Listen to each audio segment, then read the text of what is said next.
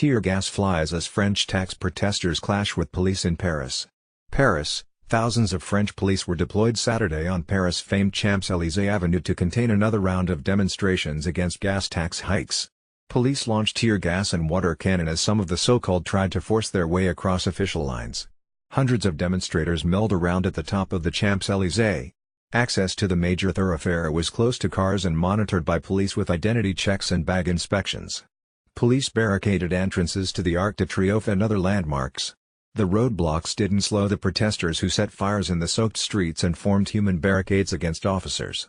Interior Minister Christophe Castaner said on Twitter that while 200 people were protesting peacefully, 1,500 others outside the perimeter were causing more serious disruptions, leading to dozens of arrests.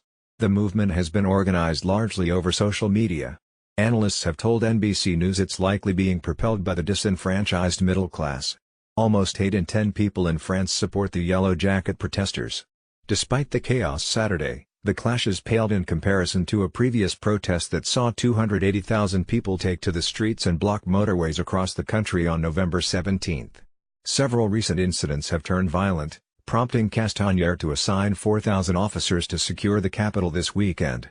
According to the city's police, and 24 were injured when 8,000 protesters defied government orders by marching down the Champs-Élysées. The incidents resulted in over $1.1 million in damages, according to Paris Deputy Mayor Colombe Brossel. Macron responded to last week's violent march by denouncing those who attacked the forces of order. The new fuel tax that takes effect January 1 will raise gas prices around 12 cents per gallon. On diesel the hike will be about 28 cents per gallon. Last week, gasoline cost around $6.26 per gallon in Paris, while diesel was around $6.28 per gallon. The demonstrations have morphed into a wider rebuke of Macron's presidency and his attempts at economic reform. The president is no stranger to protests. Macron's revamped labor laws that make it easier for companies to hire and fire staff resulted in thousands of demonstrators to take to Paris streets in May. Macron has so far refused to reconsider the gas tax hikes despite calls from protesters who analysts say are feeling forgotten amid rising costs of living.